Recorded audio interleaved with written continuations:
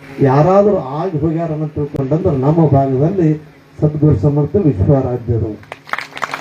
ನೀ ಹೆಣ್ಣಲ್ಲ, ನೀನು ಒಂದು ದೇವತಾ ಸ್ವರೂಪಿ ಆಯ್ತು ಅಂತ ತಿಳ್ಕೊಂಡಂದ್ರು. ಅವ್ರು ಹಿಂದೆ ಬಿದ್ದಳು. ನಾನು ನಿನ್ನ ಸಂಗಾಟ ಬಂದರೆ ನನಗೆ ಇದಕ್ಕೆ ಬೆಲೆ ಅಂತ ತಿಳ್ಕೊಂಡು ಆ ತಾಯಿ ಬೆನ್ನ ಹತ್ತಿ ವಿಶ್ವರಾಧ್ಯರ ಆಶೀರ್ವಾದ ಪಡ್ಕೊಂಡ್ರೆ ಆ ಮಾತಿರಲಿ. ಇವತ್ತು ಮುತ್ತೈದುತನದಲ್ಲಿ ಎಷ್ಟು ಶಕ್ತಿ ಅದಂತ ತಿಳ್ಕೊಂಡು ಕೇಳಿದ್ರೆ, ಮೊನ್ನೆತನ ಇಲ್ಲಿ ಬೀದರ್ ಜಿಲ್ಲೆ ನಾಗದಿಗೆ ರೇವಪ್ಪಯ್ಯನವರು ಅಂತ ತಿಳ್ಕೊಂಡು ಒಂದು ಕ್ಷೇತ್ರ. ಆ ರೇವಪ್ಪಯ್ಯನವ್ರನ್ನು ಕೂಡ ದೇವಿ ಆರಾಧಕರು. ಅವ್ರು ಏನು ನಿಯಮ ಇತ್ತಂತ ತಿಳ್ಕೊಂಡು ಕೇಳಿದ್ರೆ, ದಿನಾಲು 11 ಮಂದಿ ಮುತ್ತೈದರಿಗೆ ಉಡಿ ತುಂಬಿ ತಾವು ಊಟ ಮಾಡ್ತಿದ್ರು. 11 ಮಂದಿ ಮುತ್ತೈದರಿಗೆ ಅಡಿಗೆ ಮಾಡಿಸೋದು, ಮನ್ಯಾಗ ಒಂದು ಸೊಳ್ಳೆ ಹಾಕೊಂಡು ದಿನ ಕರೆಯೋದು, ಬರ್ರಿ ಬರ್ರಿ ಪ್ರಸಾದಕ್ಕೆ ಬರ್ರಿ, ಬರ್ತೀವಪ್ಪ ಅನ್ಬೇಕು.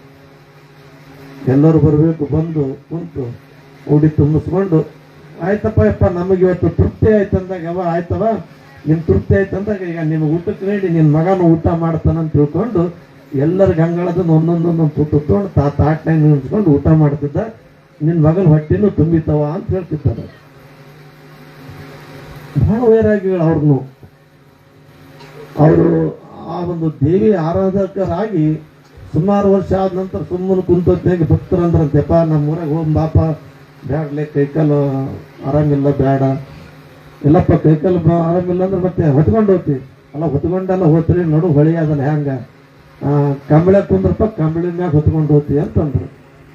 ನೋಡ್ರಪ್ಪ ಹಿಂದ್ರಾಡಿಗೆ ಮತ್ತೆ ಇಳಿಸಿದ್ರೆ ನಡೆಯಂಗಿಲ್ಲ ಅಂತಂದ್ರು ಅವರು. ಅವ್ರಂದ್ರೆ ನಮಗೇನ್ರಿ ನೀವು ಹಿಂಗಿದಿ, ನೀನು 4 ಮಂದಿ ಕೂಡ ಹೊತ್ಕೊಂಡು ದೊಡ್ಡ ಮಾತೇನು ಅಂದ್ರೆ ಆಯ್ತು ಅಂತಂದ್ರು. ಅಂದು ಕುಂತರು, ಹೊಳೆಗೆ ಹೊತ್ಕೊಂಡು ಹೋದ್ರು. ಹೊಳೆ ದಾಟಿತ್ತು, ಆ ಕಡೆ ಇಳಿಸಿದ ಕಡೆ ಆಯ್ತಪ್ಪ ಯಪ್ಪ ದಾಟಿಸಿದೇವಲ್ಲಪ್ಪ. ದಾಟಿಸಿದ್ರಪ್ಪ. ಅಲ್ಲಪ್ಪ ದಾಡ್ಸೋದು ಪೂರ್ತಿಯಾಗತ್ತನ, ನೀವು ಹೊತ್ಕೊಂಡು ಹೋಗ್ಬೇಕ್ಲೆ, ಹಂಗೆ ಇಳಿಸ್ಬೇಡ್ರಿ ಅಂತ ನಾನು ಅಂದಿದ್ದೆ. ನೀವು ಹೊಳೆ ದಾಟೋದು ಒಂದೇ ಅಂತ ನೀವು ಅನ್ಕೊಂಡ್ರಿ. ಹೊಳೆ ದಾಟೋದು ಈ ಸಾಗರ ದಾಟೋದಲ್ಲೇ ಭವಸಾಗರ ದಾಟತನ ನಾ ಕಂಬಳಿ ಮ್ಯಾಗಿರೋ ಮಗನೇ, ನಾ ಜೀವಂತಿರತನ ಹಿಂಗೆ ಹೊರಡಿ ಅಂತ ಹೇಳಿದ್ರಂತ. ಒಂದು 1.5 ವರ್ಷ ಇದ್ರಂತ, 1.5 ವರ್ಷಕ್ಕೆ ಕಂಬಳಿ ಮ್ಯಾಗ ಹೊತ್ಕೊಂಡು ತಿರುಗಾಡಿದ್ರಂತ. ಅವ್ರಿಗೆ ಆರಾಧಕರು, ಅವ್ರು ದೇವಿ ಆರಾಧಕರು. ಅವ್ರಿಗೇನು ನಮಗೇನು ತಿಳಿತಾ ಅಷ್ಟು ಹೋಗೋರು ಅವರು. ಅಂತ ರೇವಪ್ಪಯ್ಯನವರು ಒಂದು ದಿವಸ ಎಲ್ಲರಿಗೆ ಕರ್ಕೊಂಡು ಬಂದರು, ಮುತ್ತೈದನ ಹೇಳ್ಕೊಂಡು ಬಂದರು. 11 ಮಂದಿ ಮುತ್ತೈದೆಯರನ್ನ ದಿವಸ ಬರಬೇಕು, ಪ್ರಸಾದ ಮಾಡಬೇಕು, ಅವ್ನ ಕಡೆಯಿಂದ ಪಾದ ಪೂಜೆ ಮಾಡಿಸ್ಕೊಂಡು ದಂಡಿ ಕಟ್ಸ್ಕೊಂಡು ಹೋಗ್ಬೇಕು. 10 ಮಂದಿ ಬಂದು ಕುಂತು ಇನ್ನೊಬ್ಬಕ್ಕೆ ಬಂದಕ್ಕೆ ಆಯ್ತಪ್ಪಕ್ಕೆ ಹೋಗಿ ಬರ್ತೀನಿ ಅಂತ ತಿಳ್ಕೊಂಡು ಹೋದಕ್ಕೆ ಆ ಕಡೆ ಹೋಗಿಬಿಟ್ರು. ಬರಲಿಲ್ಲ, ಯಾವುದೋ ಒಂದು ಅರ್ಜೆಂಟ್ ಕೆಲಸ. ದಿನಾಲಿ ಯಾರು ಬಂದು ಉಣ್ಣಕ್ಕೋತಾರ ಸ್ವಲ್ಪ, ಆಯ್ತು ನೋಡಪ್ಪ ನಾಳೆ ಬರೋಮಂತೇಳಿ. ಅವಾಗ ರೇವಪ್ಪಯ್ಯನವರಂದ್ರು ಹ್ಯಾಂಗ ಮಾಡಮ್ಮಂತ ಅವ್ರು ಕೇಳಿದ್ರು. ಇವ ಅಂದ ಹ್ಯಾಂಗ ಮಾಡಮ್ಮಂತ ನಿಮ್ಮ ಕೈ ಆಗಿಲ್ಲ, ಹ್ಯಾಂಗ ಮಾಡ್ಬೇಕಂತ ನನ್ನ ಕೈ ಹೋಗಿಲ್ಲ.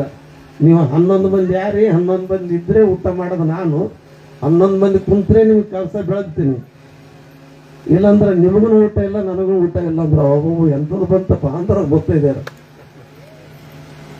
ಅಂದಾಗ ಅವ್ರಂದ್ರು, ನೋಡಪ್ಪ ನಮ್ಮ ಸಲಿಂದ ನೀನು ಊಟ ಮಾಡಿಸಿಲ್ಲ, ನಮಗೆ ಒಳಗೆ ಕುಂತಕ್ಕಿ ಅಮ್ಮನ ಸ್ವರೂಪ ಅಂತ ತಿಳ್ಕೊಂಡು ನೀ ಬೆಳಗ್ಗೆ ನಮಸ್ಕಾರ ಮಾಡ್ತಿದ್ದಿ, ಎಲ್ಲರೂ ಕೂಡ ಅಕ್ಕಿಗೆ ಬೆಳಕಂಬರ್ರಿ ಅಂತ ತಿಳ್ಕೊಂಡು ಕಳಸ ಬೆಳಗೋದ್ರೊಳಗಾಗಿ ಅಲ್ಲಿದ್ದಂಥ ಹೆಣ್ಮಗಳೇ ಬಂದ, ನಾನೇ ಮುತ್ತೈದೆ ಕುಂದಿರ್ತೀನಿ, ನಿಮಗೆ ಕಳಸ ಬೆಳಗ್ತೀನಿ, ನನಗೆ ಕಳಸ ಬೆಳೆದ್ರಿ ಎಲ್ಲರೂ ಕೂಡ ಊಟ ಮಾಡಿ ಅವನಿಗೆ ಉಳಿಸಿ ಹೋಗಮರ್ರಿ ಅಂತ ತಿಳ್ಕೊಂಡು ಊಟ ಮಾಡಿ, ಆಕೆ ಊಟ ಮಾಡಿ ಎದ್ದು ಹೋಗೋತ್ನ ಸಂದರ್ಭದಲ್ಲಿ ಅಂದಳಂತ, ಇಷ್ಟು ದಿವಸ ಏನು 11 ಮಂದಿ ಬರ್ತಿದ್ರಿ, 11 ಮಂದಿ ಬಂದಿಲ್ಲಿ ಯಾವಾಗಲೂ ನಾವು ಒಬ್ಬಕ್ಕೆ ಇರ್ತಿದ್ದೆ, ಇವತ್ತು ಅವನ ನಿಯಮ ಪೂರ್ತಿ ಆಯ್ತು, ನಿಮ್ಮೆಲ್ಲರ ಕಣ್ಣಿಗೆ ಕಂಡೆ ಅಂತ ಹೇಳಿದಂತ ತಾಯಿ. ಅದಕ್ಕಾಗಿ ಹೇಳ್ತಾರ, ಎತ್ತರ ನಾರಿಸ್ತು ಪೂಜ್ಯಂತೆ ರಮಯಂತೆ ಪತ್ರ ದೇವತಾ. ಎಲ್ಲಿ ಸ್ತ್ರೀ ದೇವತೆಗಳು ಪೂಜಿಸಲ್ಪಡ್ತಿರ್ತಾರ ಅಲ್ಲಿ ಎಲ್ಲಾ ದೇವತೆಗಳು ಅಲ್ಲೇ ಇರ್ತಾರಂತ. ನಮ್ಮ ಶರಣು ಗಡ್ಡಿಗೆಯವ್ರು ಹೇಳಿದ್ರು, ನಿಮಗೆ ಮುಂದೆ ಶ್ರೀಮತಿ ಅಂತ ತಿಳ್ಕೊಂಡು ಹಾಕ್ತೀವಿ ಅಂತೇಳಿ. ಅಂತ ಒಂದು ವಿಚಾರದಲ್ಲಿ ಇವತ್ತು ಎಲ್ಲಿ ಸ್ತ್ರೀಯರನ್ನು ಪೂಜಿಸಲ್ಪಡ್ತಾರ ಎಲ್ಲಾ ದೇವಾನು ದೇವತೆಗಳು ಕೂಡ ಅಲ್ಲಿ ವಾಸವಾಗಿರ್ತಾರಂತ. ಅದಕ್ಕೆ ಕಾರಣ ಏನಂತ ಕೇಳಿದಾಗ ಸ್ತ್ರೀ ಶಕ್ತಿ ಅಷ್ಟು ಬಹಳ ದೊಡ್ಡದು ಅಂತ ಒಂದು ಅನುಭವದಲ್ಲಿ ನಮ್ಮ ಪ್ರಭಾಕರ್ ಅನ್ನುವಂಥ ಒಬ್ಬ ಸಶಿಷ್ಯ, ಅದು ನೋಡ ತಾಯಿ ತಂದೆ ಬೇಕಂತ ಹೆಸರಿಟ್ಟಿದ್ರು ಏನೋ ಗೊತ್ತಿಲ್ಲ. ಪ್ರಭಾಕರ್ ಅಂದ್ರೆ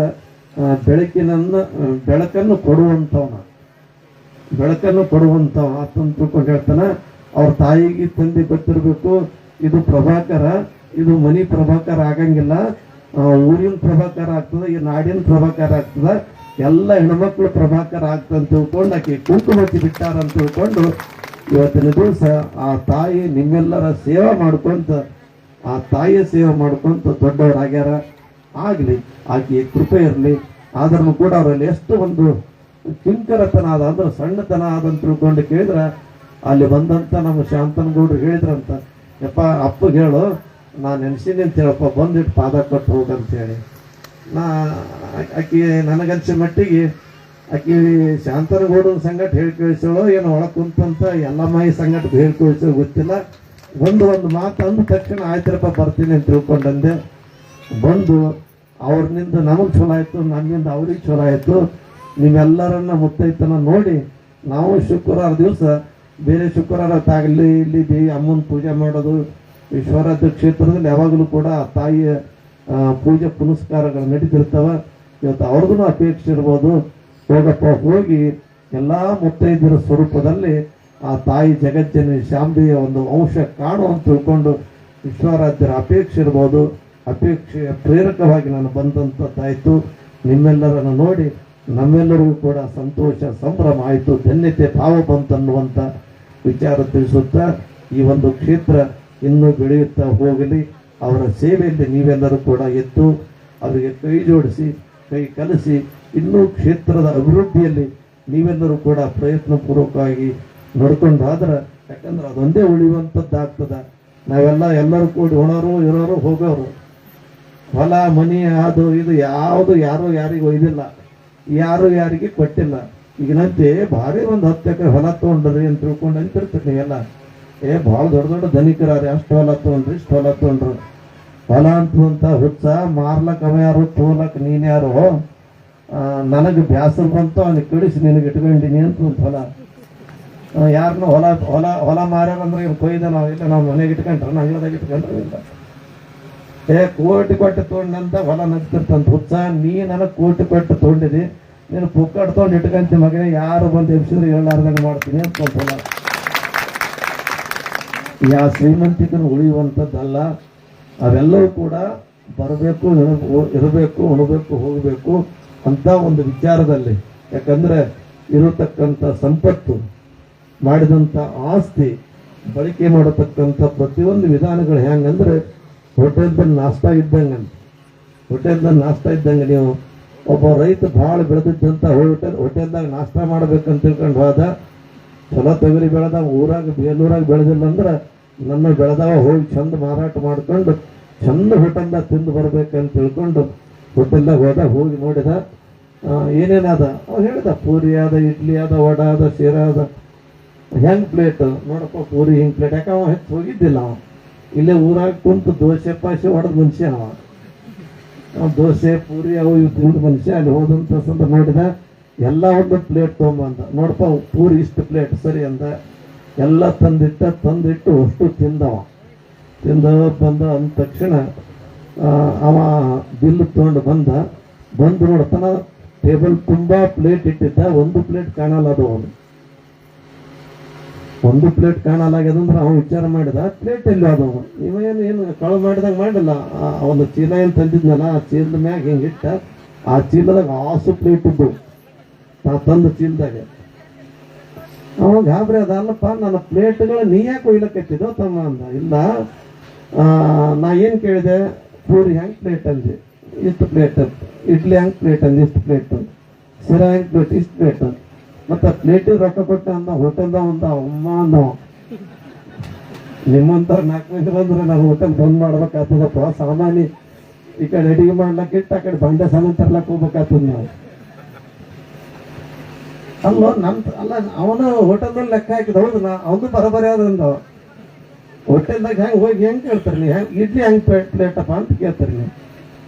ಅಂದ್ರೆ ಅವ ಹೇಳಿದ ಹೋಟೆಲ್ದಾಗ, ನೋಡಪ್ಪ ಇದು ಲೋಕಜ್ಞಾನದ ವ್ಯಾವಹಾರಿಕ ಜ್ಞಾನ ಅದ ನೋಡು.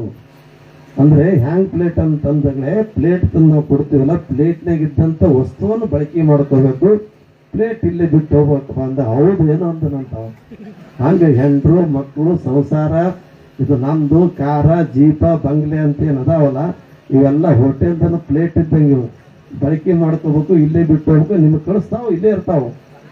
ಅವೇ ನಾವು ಬರಂಗಿಲ್ಲ, ಕಾರ್ ಜೀಪ್ ಬಂದವನು ನಿನ್ನ ತೊಗೊಂಡು ಕಾರ್ ಒಯ್ದು ನೀನು ದವಾಖಾನೆ ಹೋಗೋದು ಬರ್ತದ, ನಿನಗೆ ಹೊಡ್ಕೊಂಡು ಹಲಿಗೆ ಹೊಡ್ಕೊಂಡು ಹೋಗ್ತಿರ್ತಾವ, ಮನೆ ಮುಂದೆ ನಿಂತು ಬಿಟ್ಟಿರ್ತಾರ.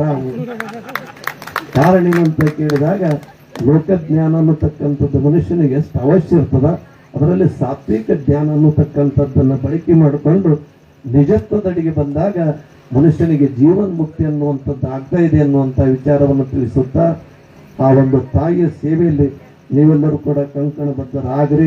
ದೊಡ್ಡ ದೊಡ್ಡ ಗುಡಿ ಹೋಗಿ ದುಡಿ ಅಂತದ್ದೇನು ಮಾತ್ರ ಅಲ್ಲ, ಇದು ಕಣ್ಣಿಗೆ ಕಾಣಂಗ ಗುಡಿ ಆಯ್ತಂತಂದ್ರೆ ಪಾಪ ನಮ್ಮ ಊರಾಗ ಬಂದಂಥ ಎಲ್ಲ ಮಾಯಿ ನಮ್ಮೆಲ್ಲರ ಅಮ್ಮ ಆಗಿ ಎಲ್ಲರ ಅಮ್ಮ ಎಲ್ಲಮ್ಮನಾಗಿ ಬೆಳಗಲಕತ್ತಾರ ಅನ್ನೋತಕ್ಕಂಥ ಮನೋಭಾವ ನಿಮ್ಮಲ್ಲಿ ಬಂದಾಗ ಇದು ಕ್ಷೇತ್ರದ ಅಭಿವೃದ್ಧಿ ಆಗಕ್ಕೆ ಸಾಧ್ಯ ಅನ್ನುವಂಥ ವಿಚಾರವನ್ನು ತಿಳಿಸುತ್ತಾ ಈ ಶುಭ ಪ್ರಸಂಗದಲ್ಲಿ ಪಾಲ್ಗೊಂಡಿದ್ದು ನಮ್ಮ ಶರಣು ಗದ್ದಿಗೆಯವರು ಹೇಳಿದಂತೆ ಕಾರ್ಯಕ್ರಮ ಸಣ್ಣದಾದರೂ ಕೂಡ ಅಚ್ಚುಕಟ್ಟುತನದಿಂದ ಶಿಸ್ತಿನಿಂದ ಭಕ್ತಿಯಿಂದ ಶ್ರದ್ಧೆಯಿಂದ ಮಾಡಿದಂಥ ಎಲ್ಲರಿಗೂ ಸದ್ಗುರು ಸಮರ್ಥ ವಿಶ್ವಾರಾಧ್ಯ ಬಗಳಾಂಬಿಕಾ ತಾಯಿ, ಸ್ಥಾನಿಕ ಪುಣ್ಯಪುರುಷನಾದಂಥ ರಾಮಲಿಂಗ ಶಿವಯೋಗಿ, ಆ ಎಲ್ಲಮ್ಮ ತಾಯಿ ಎಲ್ಲರಿಗೂ ಆಯುಷ್ಯ ಕೊಡಲಿ, ಆರೋಗ್ಯ ಕೊಡಲಿ, ಸಕಲ ಸಂಪತ್ತು ಎಲ್ಲವನ್ನೂ ಕೂಡ ಕೊಟ್ಟು ಕರುಣಿಸಿ ಕಾಪಾಡಲಿ ಅಂತ ತಿಳ್ಕೊಂಡು ನಿಮ್ಮೆಲ್ಲರ ವತಿಯಿಂದ ಆ ಪುಣ್ಯಾತ್ಮರಲ್ಲಿ ಪ್ರಾರ್ಥಿಸಿಕೊಂಡು ನನ್ನ ವಿಷಯಕ್ಕೆ ಮಂಗಲ ತೋರು.